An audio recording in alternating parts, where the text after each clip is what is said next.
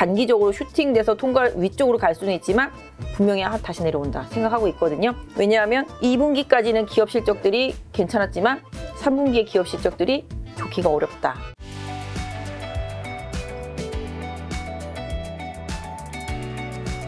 다른 채널에서 굉장히 자주 부장님 뵀었는데 네. 김작가TV에서는 드디어 처음으로 인사드리는데 이제 부장님께서 지금 혹시 이제 증권가에 이제 계신 지 혹시 지금 몇 년 정도 되셨을까요? 제가 2001년부터 있었죠. 아, 2001년? 아, 나이가 굉장히 좀 생각보다는 비밀로 합시다. 있으시군요. 나이는 비밀로 굉장히 합시다. 동안이셔서 나이는 거의 비밀로. 20년이 넘은 거네요? 그쵸. 아, 그럼 20년 차가 넘으신 이제 부장님께서 지금 현재 한국 증시랑 미국 증시 오늘 같은 경우는 조금 빠진 것 같아요. 어떻게 오늘 보시는지? 조금 빠졌지만 선방했어요. 네.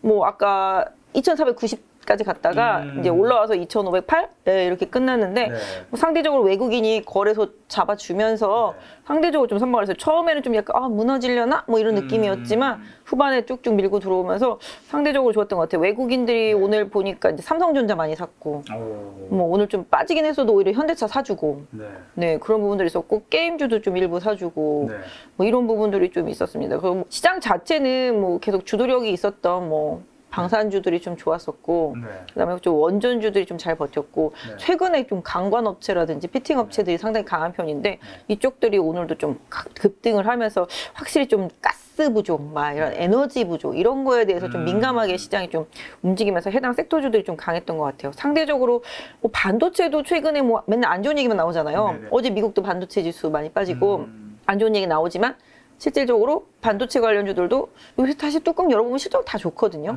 그런데도 불구하고 좀 많이 빠졌다 보니까 뭐 어제부터는 툭툭 튀어오르는 모습들 나타나더니 오늘은 뭐 상대적으로 뭐 삼성전자가 패키징 쪽 좀 투자한다 뭐 이런 얘기 나오면서 상대적으로 좀 잘 버틴 종목들이 좀 많았던 것 같고 오늘 좀 뭐가 많이 빠졌냐.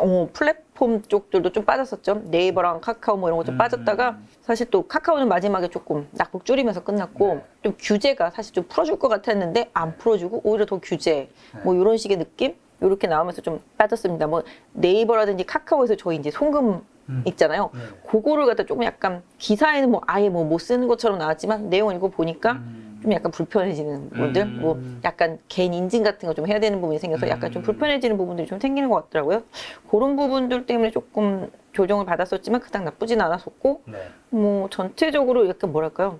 빠지긴 빠졌지만 뭐랄까 지수는 상대적으로 좀 선전했다. 네, 이런 느낌? 근데 종목별로는 조금 최근에 많이 올라왔던 종목들은 좀 대체로 좀 조정이 좀 있었다. 하지만 주도주들은 쉽게 죽지 않았다. 뭐 지금 현재 주도주는 지금 어디로 보고 계시죠? 지금 시장 주도주는 이거는 뭐라 그럴까요? 에너지와 관련되어 있는 이게 지금 시장의 핵심 키워드. 보시면 아시겠지만 미국도 지금 보시면 이제 신재생 에너지잖아요. 유럽도 지금 천연가스 가격이 엄청나게 오르고 있어요. 그 부분 때문에 지금 힘들어요. 올겨울을 날려면은 러시아에서 가격 더 올린다고 그러잖아요. 그리고 뭐 올겨울을 제대로 날려면 뭐 독일 국민들은 가스 사용이라든지 이런 에너지 사용을 80% 줄여야 된다는데 어떻게 살겠어요, 그렇게 되면은. 그러다 보니까 힘들고 또 미국도 지금 해양 시추 이런 것들도 지금 트럼프라네 바이든이 하게끔 이렇게 열어준다라고 하고 있고, 그 다음에 뭐 지금 기후 너무 안 좋잖아요. 우리나라는 지금 물폭탄이 지나갔지만 중국이랑 유럽은 지금 엄청 가물거든요. 중국도 지금 양쯔강, 그 양쯔강도 지금 엄청나게 진짜 수위가 많이 낮아졌다고 그래요. 그리고 독일의 라인강은 아시잖아요. 수위가 지금 30cm. 저는 제일 처음에 눈이 잘못된 줄 알았어요. 30cm? 30m인가? 잘못 봤나? 근데 30cm. 한 이 정도인데. 네. 그러니까 제일 낮은 데가 33, 제일 높은 데가 38. 그러니까 배가 못 가는 거죠. 그러니까 물류도 안 되고, 그래서 화학회사들이 막 가동률 줄이고 뭐 이런 현상들이 좀 나타나잖아요. 그만큼 기후가 문제인 거거든요. 그러다 보니까 이런 기후가 문제가 되니 실질적으로 에너지에 대한 갈망이 더 커지는 거죠. 왜냐하면은 중국도 너무 가물어가지고 그 지대에 공장 돌리지도 못하고 전기 공급도 잘 안 되고 이러다 보니까 각국이 전부 다 지금 에너지 안보에 대해서 열을 올리고 있잖아요. 그래서 뭐 우리 뭐 농담삼아서 태조 이방원 뭐 이렇게 얘기하잖아요, 요새.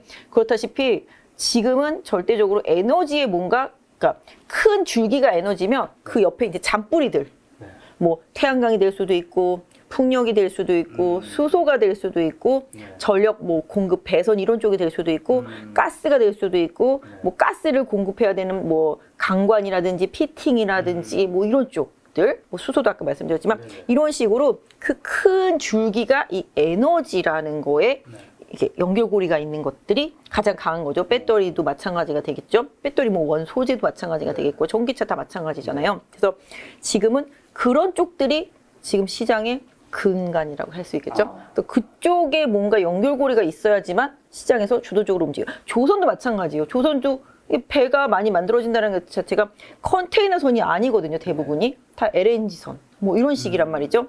그래서 그런 것도 관련돼서 수주가 계속 늘어나니까 이 부분인 거잖아요. 그다음에 하다못해 최근에 뭐 건설주들도 뭐 네옴시티 때문에 오르긴 했습니다만 네옴시티도 마찬가지란 말이에요. 건설할 때부터도 다 뭐 인프라도 깔아야 되겠지만 전력, 배선, 뭐 파이프라인 뭐 다 들어갈 거 아니겠어요? 그리고 어차피 사우디는 기름으로 돈 버는 거고 그러니까 이게 다 뭔가 근원이 다 그런 에너지에서 비롯되는 것들이 파생되는 게 그러다 보니까 이런 종목들이 시장을 리딩하고 쉽게 죽지 않아요. 지금 보면 이제 미국에서 지금 이번에 쏟아붓는 것들도 사실 뭐 거의 천문학적인 자금이라고 그러잖아요. 실질적으로 10년 동안 쏟아부었는데 이런 부분들이 나중에 어떻게 또 시장의 효과로 다시 돌아올지는 모르겠습니다만은 지금은 일단 그쪽에 열광하고 있다 시장이. 뭐 전반적으로 큰 경기에 대한 우려감이 있잖아요. 경기 침체에 대한 우려감도 있고. 그렇죠, 그렇죠. 예, 그러다 보니까 시장이 그 와중에도 좀 살아남을 수 있는 섹터 이런 쪽으로 지금 시선이 계속 돌아가 있는 상태입니다. 지금 부장님이 보셨을 때는 이 에너지 섹터 쪽은 앞으로도 좀 당분간 갈 거라 보시는지랑 그럼 그 중에서 에너지가 근간이라 하셨으니까 이 근간 중에서도 근간 그럼 어떤 종목을 좀 우리가 유심히 좀 봐야 되는지 그러면 종목들은 사실 많이 오르긴 했어요. 많이 오르긴 했는데 제가 최근에 가장 좋게 보는 건 이제 폐배터리. 폐배터리. 네, 요즘 왜냐하면 폐배터리 얘기 많이 나오더라고요. 네, 그게 에너지 그러니까 특히 이제 배터리 원재료가 영원할 수 없잖아요. 그쵸. 계속 리사이클링을 해야 되잖아요. 맞아. 그러다 보니까 이제 대기업들도 그 부분에 대해서 계속 뛰어들고 리사이클링 하려고 하는 부분인 거죠. 뭐 계속 무궁무진한 게 아니잖아요. 석유도 무궁무진한 게 아니잖아요. 그러다 보니까 뭐 태양광이나 풍력이라든지 뭐 이런 걸 자꾸 활용을 하려고 하는 거잖아요. 사람들이 고갈되면 없으니까. 그러다 보니까 에너지 관련해서는 저는 지금 폐배터리하고 또 이제 원전 이런 쪽들하고 그다음에 사실은 뭐 수소 이런 쪽들도 괜찮고요. 뭐 지금 뭐 배터리 소재 같은 경우는 너무 뭐 달리기 시작한 지 너무 오래됐기 때문에 그냥 뭐 기본 중에 기본이라고 볼 수 있겠습니다. 그래서 지금은 이런 쪽들, 그다음에 최근에 보면은 이제 뭐 미국도 이제 수소 쪽에 대해서도 계속 좀 관심이 높아지는 상태. 그래서 뭐 종목으로 본다라면은 저는 뭐 두산 에너빌리티, 그다음에 저는 현대건설.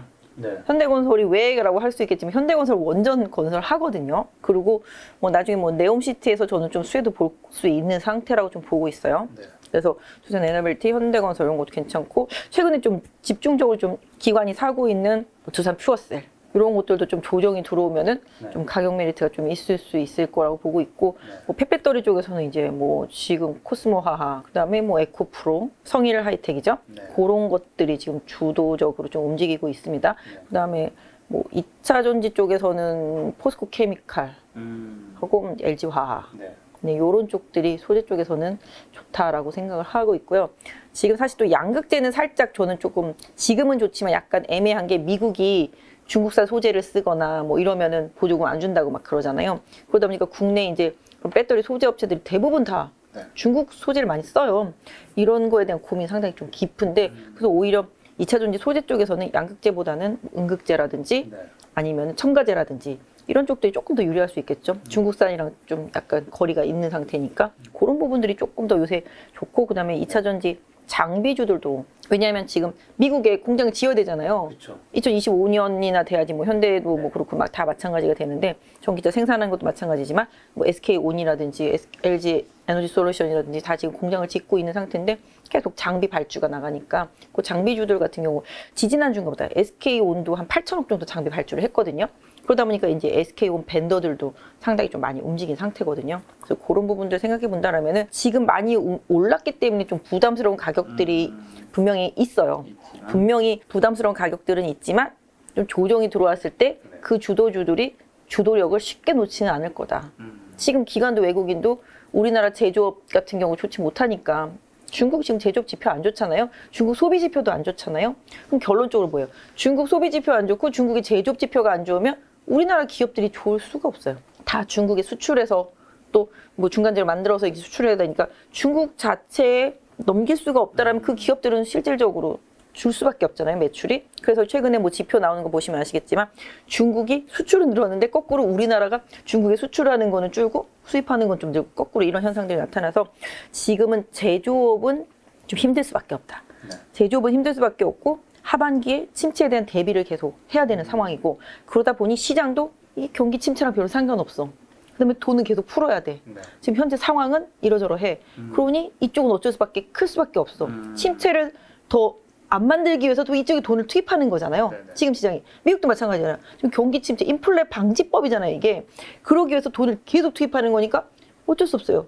안 좋아도 이쪽에 계속 돈이 투입이 돼야 되니까 투입될 수 있는 쪽으로만 지금 시장의 자금도 몰리는 거고 시장도 그쪽이 테마를 형성해서 계속 가는 거죠. 네, 그래서 그쪽에 대해서는 뭐 계속 꾸준히 좀 관심을 갖고 보셔야 되지 않을까. 지금 이제 차트에 코스피가 있잖아요. 아, 네. 그럼 지금 이제 부장님은 네. 20년 넘게 주식 하셨으니까 네. 좀 주식 사도 되는 타이밍이라 보세요? 아니면 뭐 지금 바닥 찍었다고 보시나요? 전에 2270이? 어떻게 보세요? 저는 그때도 제가 유튜브 다른 방송에서도 말씀드렸지만 2270은 바닥이라고 말씀을 드렸어요. 그러니까 정말로 초강력 악재가 다시 터지지 않는 이상은 2270은 바닥이다. 그거는 뭐 차트를 보면서 한번 말씀드려볼까요? 이게 사실 뭐 차트 저는 기술적 분석을 많이 하고 차트스트긴 하지만 기본적으로 차트를 보면 답이 다 나온다고 생각을 하거든요. 그래서 뭐 여기 방송을 보시는 분들이 뭐 주식 투자를 함에 있어서 뭐 펀드멘탈만 보실 수도 있겠지만 저는 이런 기본적 분석을 기본적으로 알아야지만 주식 투자함에 있어서 내 돈을 잘 지키고 잃지 않을 수 있다고 생각을 하거든요. 기본적으로 차트를 볼 줄 알아야지만 내가 갖고 있는 주식의 변화를 느낄 수가 있잖아요. 근데 이제 코스피 지수를 보면 이런 것 같아요. 지수가 빠지는데 내 주식은 멀쩡하리라고 생각하는 것 자체부터 잘못이잖아요.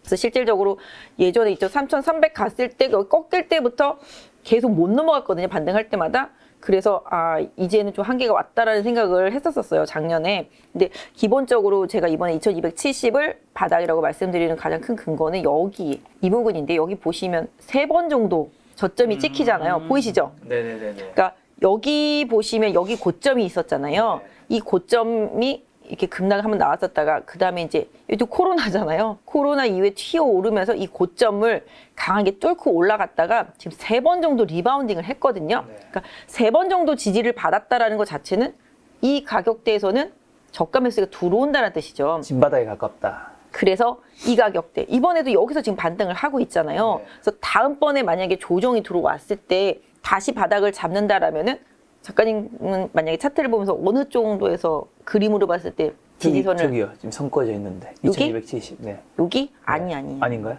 왜냐하면 이 가격까지 다시 내려온다는 것 자체는 시장이 좋지가 않다라는 뜻이잖아요. 애써서 돌렸는데 여기까지 다시 내려온다라면 여기까지 내려갈 때 우리 얼마나 힘들었었어요. 바로 거기 위에 있는 고점 2번 찍힌 거기. 여기 딱 네네, 보이시죠? 거기. 맞아요. 여기다가 이제 보통 긋습니다. 그러니까 여기가 지금 보시면 대충 이쪽 보이시죠? 이쪽에서 치고 나가려다가 급락한 자리잖아요. 그러니까 여기서 맥점이 생겼는데 여기도 뚫고 올라갔던 거잖아요. 그렇기 때문에 이번에는 뭐 여러 가지 상황이 있어서 많이 빠졌지만 다음번 내려왔을 때 이 가격대를 잘 지켜줘야지만 시장의 추세가 유지된다라고 보실 수가 있을 것 같아요. 그럼 이 가격대가 얼마냐 하면은 대충 2,400 지금 제가 봤을 때 2,450선 2,450에서 2,480선 요 사이에서 시장의 수급이 어떻게 변하는지를 잘 보셔야 돼요. 외국인이 파는지 기관이 파는지 이 부분 잘 보실 수가 있는데 하지만 우리나라는 아직까지 지금 추세가 미국은 달라요. 미국은 지금 60일선도 우상향으로 돌아섰고 하향 추세를 돌파했거든요. 근데 우리나라는 아직까지 하향 추세를 돌파하지는 못했어요. 기술적으로 봤을 때 봤으면 지금 이렇게 추세선을 좀 그어봐드리면 이게 보이시잖아요. 여기 보이시는 대로 이렇게 제가 고점만 연결한 거거든요. 그럼 지금 딱 그 선에 와 있는 거잖아요. 하락 추세선 상단에 지금 와 있는 상태죠. 그렇죠. 네, 하락 추세선 상단에 와 있는 상태예요. 그래서 일단 여기를 어떻게 뚫어내냐에 따라서 추세 전환을 할 수 있다고 보는데 아직까지는 완벽하게 하락 추세선을 돌파하지 못했다. 그리고 지금 뭐 저는 기술적으로 뭐 여러분들도 좀 화면 크게 해서 보신다라면은 21선은 단기 추세선이에요. 21선이라는 거는 아시잖아요. 한 달 동안의 평균값이에요. 그렇죠. 한 달 동안의 평균값. 60일선은 석 달 동안의 중기 추세선이에요. 주식을 하실 때 이 중기 추세선이 하락하는 종목이 아니라 중기 추세선이 우상향으로 돌아선 종목을 해야지만 흔들림에 있어서도 크게 흔들리지 않아요. 네. 이미 석 달 동안 바닥을 잡았다는 뜻이잖아요. 그런 종목들을 사셔야지만 흔들리지 않고 이번에 지금 시장에서 대장으로 가는 것들을 보시더라도 네. 이번 하락장에서 이미 터닝되어 있었고 잠깐 눌림목에다가 다시 치고 나가면서 고점 뚫고 나가는 종목들이 다 대부분 그렇거든요. 네. 그래서 뭐 물론 투자에 있어서는 낙폭과대주를 선택해야 될 때가 분명히 있죠. 이번에 2270까지 갔을 때는 낙폭과대주들을 산 게 최근에 수익률에 있어서 유리했었잖아요. 그렇죠. 그렇기 때문에 낙폭과대주들을 선택할 때는 당연히 이격이 많이 벌어졌을 때. 이거 보시면 아시겠지만 이게 지금 계속 하락이잖아요. 흘러내리잖아요. 네. 이게 60일 선이란 말이에요. 파란색이. 반등할 때마다 계속 이 60일 선에서 지금 막히고 있었잖아요. 막히고 있네. 여기서도 지금 막히고 급락이 나오잖아요. 그렇다시피 이게 60일 선이 하락하고 있을 때는 상승이 쉽지가 않아요. 그리고 올라갈 때마다 저항을 맞게 돼요. 그렇다면 우리도 지금 60일 선이 아직까지는 하락하고 있죠. 네. 돌파는 했잖아요. 돌파는 했지만 이게 아직까지 하락 추세란 말이에요. 이 하락 추세선은 제가 생각할 때 하락하고 있는 추세선은 지지력이 없어요. 이게 상승하고 있는 추세선은 지지력이 있지만 하락하고 있는 추세선은 지지력이 없어요. 그렇기 때문에 이게 지지력을 발휘하려면 우상향으로 돌아서야 되죠.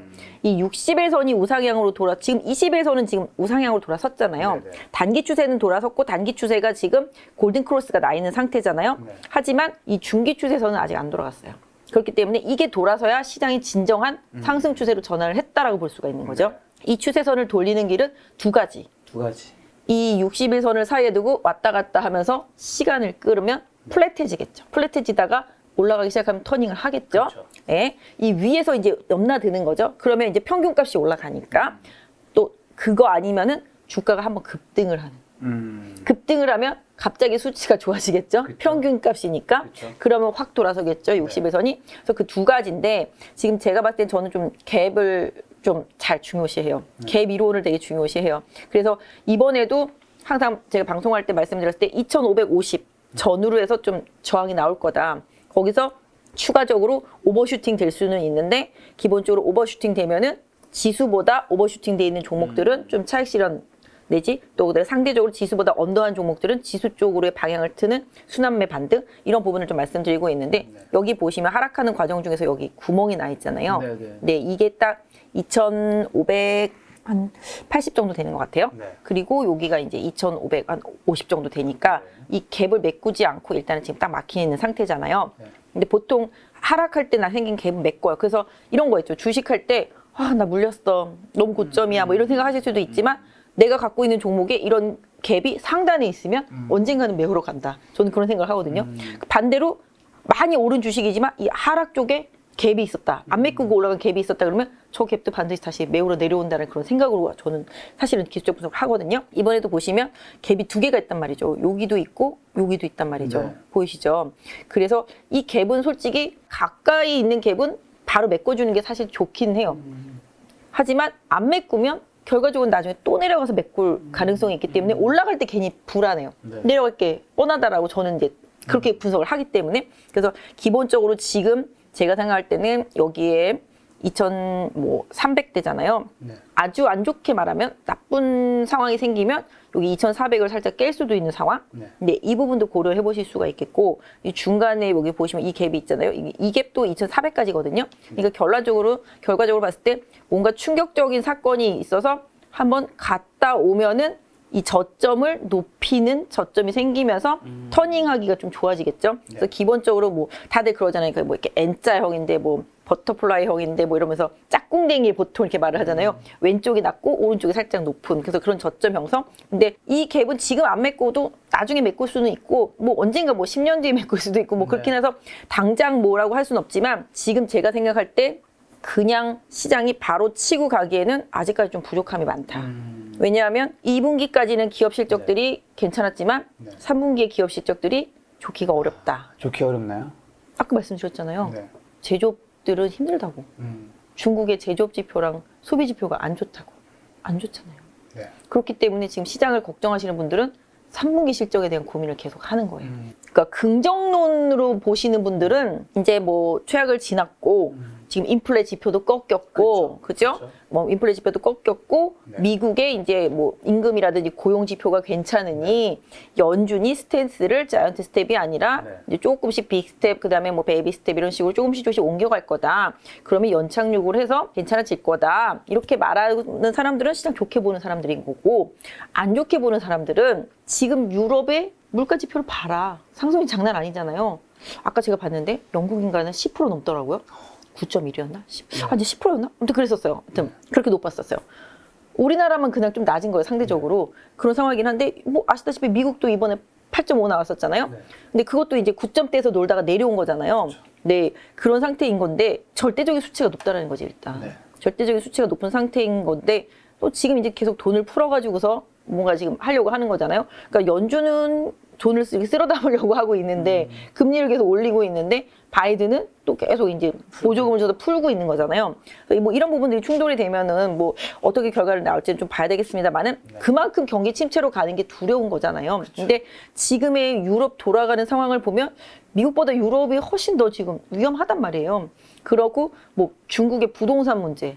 역시 부동산도 중국에서 계속 돈을 막 풀어가지고서 금리 요번에 뭐 다시 또 인하하고 유동성 보강하고 이러면서 부동산 문제를 막고 있지만 그게 또 잘못되면 그게 큰 사건이 될 수도 있어요, 사실은. 그러니까 뭐 중국은 사실 공산당이다 보니까 공산당이 맘대로 할 수 있어서 그런 부분들이 잘 커버가 될 수도 있다고 하는데 예전에 뭐 이렇게 약간 중국을 안 좋게 말씀하시는 분들은 전 세계적으로 뭔가 하나 터지면 중국에서 그것 때문에 터진다라고 말씀하시는 분들 되게 많았었거든요. 근데 그거 터지기 전에 코로나가 먼저 터져가지고 이 난리가 났었었는데 기본적으로 그런 암초들이 있잖아요.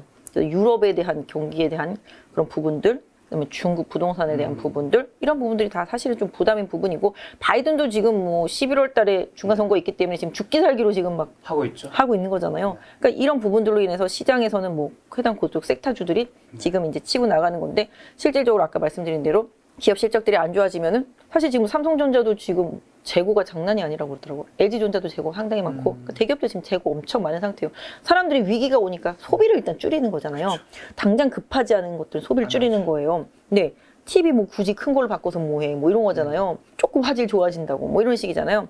그러니까 이런 식으로 사람들이 소비를 줄이기 시작하는 부분들, 이 부분이 문제예요. 그래서 미국도 사실 의류 재고도 엄청 많이 있는 상태거든요. 그 다른 것들도 마찬가지예요. 그래서 이런 부분들 생각하면 지금 2분기 실적 발표는 어떻게 잘 지나갔지만 3분기 실적 발표 때 가면은 고민 많아질 수 있잖아요. 그래서 그런 부분들, 그래서 지금 당장은 올라가더라도 다시 한번 다운을 해서 이렇게 좀 눌림목을 받고 그 다음에 이제 터닝을 하는 게 오히려 시장으로서는 좋다 생각하는데 개인적으로는 뭐 요새 제가 유튜브나 뭐 경제 TV 보면은 뭐 2,800 갈 수 있어요. 뭐 증권사에서 9월 말까지 2,800 갈 수 있어요. 뭐 이런 식으로 얘기하더라고요. 저는 9월 말까지 2,800 좀 힘들어 보이는데. 네. 왜냐면 9월 달에 연준 금리도 발표할 거잖아요. 네. 그래서 그런 거 생각해 보면 사실은 지금 뭐 0.75 얘기하다가 상황 돌아가는 거 보니까 0.5 쪽으로 약간 또 기울고 있잖아요. 근데 그게 사실은 좀 시장으로서는 호재죠. 금리 인상을 빡빡 안 가니까. 그죠? 그래서 시장으로서는 호재긴 한데 제가 봤을 때는 사실은 이게 시장 자체는 지수로는 이렇게 놓고 볼 수 있지만 종목의 차이인 것 같아요. 내가 무슨 종목을 갖고 있느냐가 중요한 것 같아요. 이번 보세요. 이번 하락장이 2270까지 갈 때 방산주 깨졌어요? 아니잖아요. 그죠? 그러니까 시장이 하락할 때 내가 어떤 섹터에 어떻게 투자하는지가 중요한 거지 하락장에서도 수익을 많이 나는 사람은 엄청나게 많이 나요. 그리고 어떤 종목은 많이 오르고. 그러니까 지수 관련주를 갖고 있다면 이 지수에 신경을 많이 쓸 필요가 있겠지만 지수 관련주가 아니다라면 시가총액 상위 종목군에서 지수 관련주가 아니다라면은 이 시장의 하락에 크게 신경 쓸 필요가 사실 없다고 생각하거든요. 왜냐하면 하락장일수록 더 좋은 섹터 쪽으로 집중력이 더 많이 나타나거든요. 그리고 상승장일 때는 뭘 사도 먹잖아요. 재작년 같은 경우 그냥 뭐 주린들도 그냥 막 진짜 저 주변에서도 그냥 사놓기만 하면 몇 억씩 벌어서 하시는 분 되게 많이 봤거든요.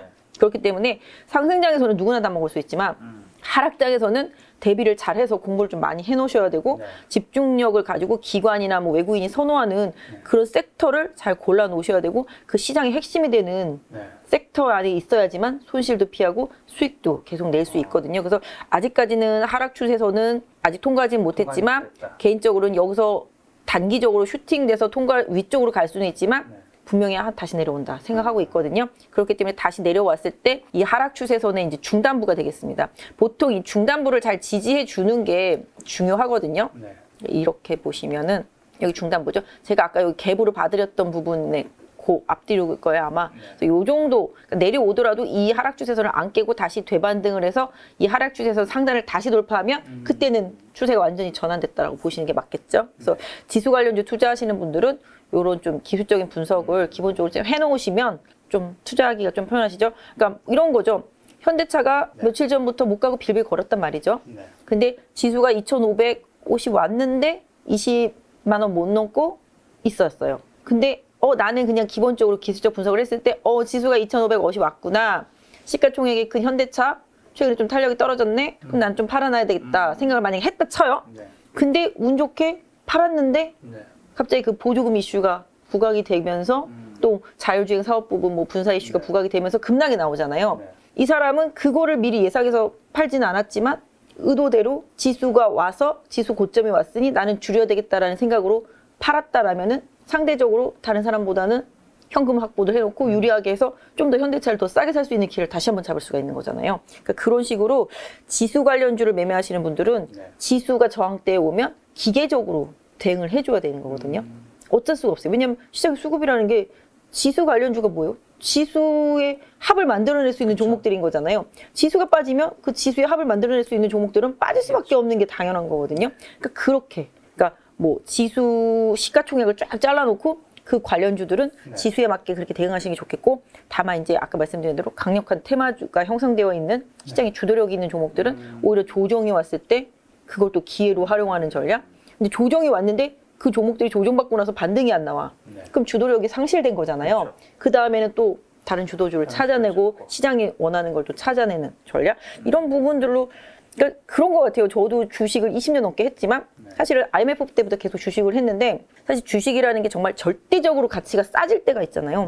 이번에 코로나 때도 그랬고 뭐 금융위기 때도 그랬고 서브프라임 때도 그랬고 유럽위기 때도 그랬고 그렇게 정말 기업 가치가 인정을 받지 못하는 절대적인 위기가 왔을 때 그럴 때 사실 정말 크게 배팅을 해가지고서 길게 갖고 가면 정말 큰 수익이 나거든요. 근데 사실 저는 이제 직업이 이런 쪽이다 보니까 매일 보고 있단 말이죠. 매일 보고 있으면 흔들린단 말이죠, 마음이. 그러잖아요. 딱 보니까 좀 빠질 것 같은데 이거 막 수익을 좀 챙기고 싶은 생각이 사실 든단 말이죠. 아니면 내지는 손실을 방지하고 싶어서 매도하게 된단 말이죠. 근데 저는 처음에 그 종목을 샀을 때 나는 이 종목이 좋다라고 생각을 해서 샀는데 그런 시황이 흔들림에 있어서 갑자기 흔들려 버릴 때가 있단 말이죠. 그래도 그런 건 있어요. 기회비용을 상실하더라도 샀다 팔았다를 계속 해줘야 돼요. 거기서 왜냐면 팔았다가 다시 살 수는 있지만 못 팔면 다시 살 수가 없어요. 그렇잖아요. 팔면 다시 살 수가 있지만 안 팔면 그냥 계속 물려있는 채로 가야 돼요. 그래서 그런 기계적인 매매를 해줘야 되는 상황이 오는 게 조금 저의 뭐 직업적으로서는 좀 그렇긴 하지만 개인 투자자분들은 왜냐하면 개인 투자자분들은 샀다 팔았다가 쉽잖아요. 그렇죠. 저는 고객들이랑 이렇게 계속 얘기를 하면서 해야 되기 때문에 그걸 샀다 팔았다 하기가 쉽지가 않아요. 고객 입장에서 보면은 어차피 올라갈 건데 왜 샀다 팔았다 해? 뭐 이런 느낌으로 다가오실 수도 있잖아요. 회전율 높이려고 하는 거야? 그치. 너 월급 많이 받아가려고. 그렇지. 맞아요. 예, 그럴 수가 있기 때문에 그런 부분이 사실 저는 좀 직업적으로 좀 힘들 때가 많아요. 어쩔 때는 정말 주식이란 걸 다 팔아버리고 싶을 때가 있는데 그게 또 안 될 때가 많거든요. 왜냐면 고객이 나는 그렇게 하고 싶지가 않아라고 말씀하시는 분들도 있고 뭐 삼성전자인데 왜 팔아 뭐 이렇게 하시는 분들도 있기 때문에 사실은 그렇단 말이죠. 그래서 어렵지만 개인 투자자분들은 누가 옆에서 팔지 말라고 말린 사람 없을 거잖아요. 그리고 팔았다가 다시 사면 되는 거잖아요. 그렇기 때문에 저도 항상 예전에 막 그래요. 제 손님들한테 손이 있는데 왜 못 파시는 거예요. 팔았다가 아닌 것 같으면 다시 사면 되잖아요. 근데 뭐 주린이 분들도 그렇고 일반의 웬만큼 투자자분들은 손실 나면 절대 못 팔아. 뭐 이게 거의 대부분이시더라고 보니까. 그러다가 된통 당하고 나서 일단 한 30-40% 손실 본 다음에 올라오면 마이너스 20%에서 팔고 싶은 생각이 드는 거잖아요. 처음에 5% 10% 빠졌을 때 손절했으면 이런 고통 없었잖아요. 근데 일단 빠졌다가 올라오면 손절을 할 수 있는데 빠질 때는 되게 쉽게 손절이 안 되는 부분들이 분명히 있어요. 하지만 개인 투자자분들한테 뭐 지금 시장이 일단은 막 엄청 빠졌다가 지금 올라오는 과정 중에서 뭐 눌림목이 형성될 수도 있는 상황이라서 제가 말씀을 드리는 건데 팔 땐 팔아야 돼요. 팔 땐 팔고 살 때 다시 사줘야 돼요. 계좌는 잔고가 중요한 거지 이 내가 여기 찍혀있는 마이너스 손실률 이게 중요한 게 아니에요. 이 전체 통합의 잔고가 중요한 거예요. 그렇잖아요? 이 잔고를 살리기 위해서 여기 희생할 수 있어야 되거든요. 여기 찍혀 있는 마이너스 40인데 어떻게 팔아요는 말이 안 돼요. 왜냐 마이너스 40일 때 내가 만약에 5천만 원이었다. 네. 가만히 여기서 팔았어요. 나중에 이걸 갖다가 5천만 원을 유지하고 더 싸게 그 주식을 숫자를 늘려서 살 수 있고 그럴 자신만 있다라면 팔아야 된다 생각하거든요. 사실 저도 말은 이렇게 쉽게 하는데 저도 잘 못 그러거든요. 저도 사람인지라. 하지만 이게 기술적 매매를 하시는 분들은 네. 감정을 넣지 말고 기계적으로 대응해야 될 필요가 있어요. 그래서 내가 기계적으로 대응했는데 그 기계적으로 대응한 수치에서 벗어나서 방향을 틀었으면 다시 따라가 주면 되는 거니까 좀 약간 주식을 함에 있어서는 유연함, 내 사고의 유연함 이런 부분들이 되게 좀 많이 필요한 것 같아요.